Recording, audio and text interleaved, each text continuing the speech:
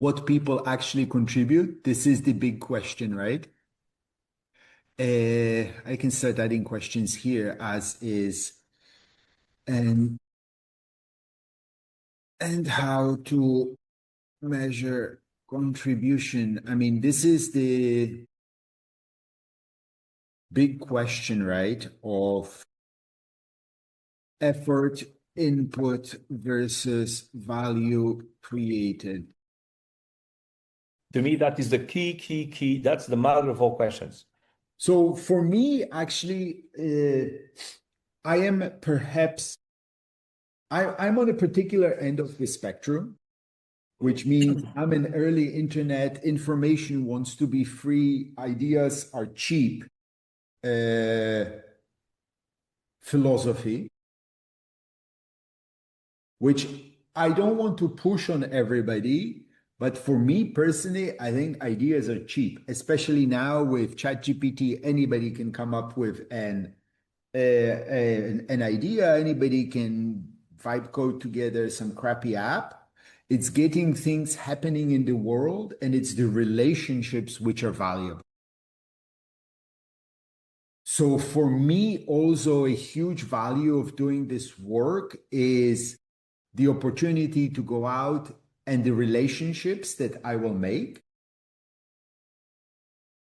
And for me, that will probably over my lifetime value be bigger than the shares in this, though having a basic income when I'm old would be nice. And yeah, I'm fascinated about this conversation about effort input versus value created, because I fully see the question and I have absolutely no idea of a fair answer. Well, then we are both on the same boat. So I'm very curious where we will go. Success means you've done right by those who believed in you, and then also those who contributed, right? Of course.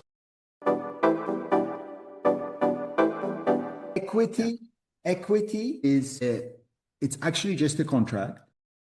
There's certain parts of it which are recognized by the government, but it's just a contract.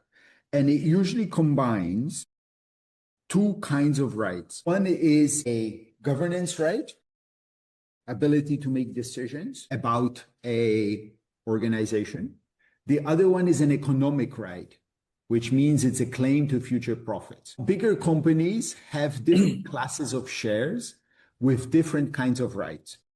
So oftentimes you can have a founding family which doesn't own most of the equity rights, but has a controlling right because of the way they've organized the shares.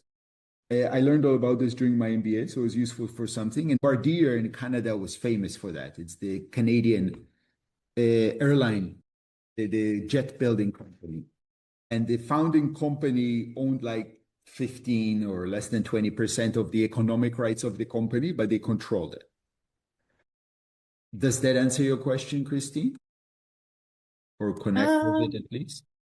I guess in some ways, yeah, because I think, like, are we figuring that out? At the moment, we're just doing the pie part, but we're not really doing the governance part, as far as I can tell. No, that's part of what we need to figure out during this seeding phase. And then, I mean, I have this theory that two companies one for company shares, one for investor shares was a good idea, but then I got in, yeah, we're going to have to design it how it makes sense. And maybe some of the co-founders go into the main company. I don't know, have to think about it. Yeah, I would just add one thing to what the guy said, which is he said equity is a right to future cash when the company is sold. That is true, but that's incomplete because he's not mentioning one sentence, at least so far, to when it comes to dividends sharing. And obviously that's a big part of the whole equation. He hasn't mentioned yet. And equity is a way to somehow proportionally divide the dividends. So that's the only thing that I haven't heard the guy say. That still makes sense, but the video is still going on. So let's see what he says.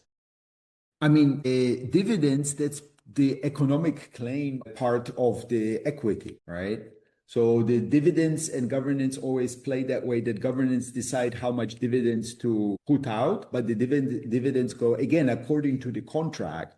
So you can have different contracts on different shares if you want to get creative. But in general, dividends are split amongst the shareholders. All right. Yeah.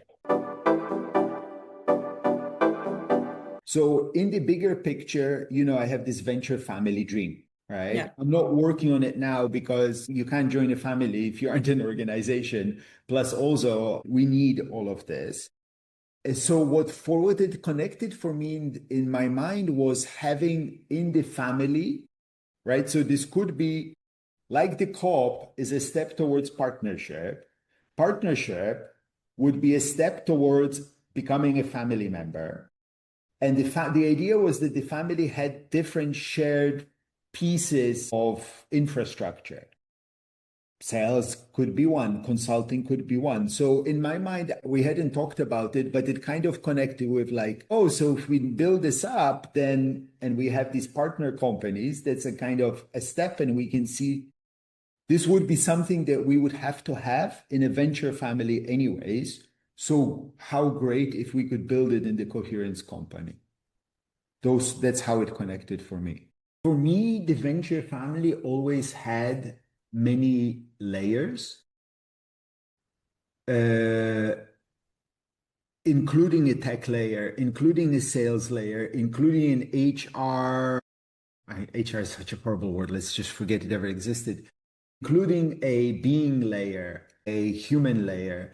And different organizations could specialize in different areas. So there's always the idea that there would be complementarity. I mean, that's a fundamental thing, right? That there's a complementarity in the businesses, products, and services offered by the organizations. And also on the back end, we can have different organizations specialize in different parts of the building a company, right? Like maybe somebody is an expert in goal setting and keeping, and then they can hold workshops and train the other organizations. Somebody else is really good at retrospectives and feedback, and they can help share that skill across multiple organizations, and definitely share some degree of shared sales, all on the back, moving towards, right? So if we can do like COP, shared idea space, technical interoperability, business interoperability, shared sales, and delivery interoperability, then after that, we can move into becoming a family.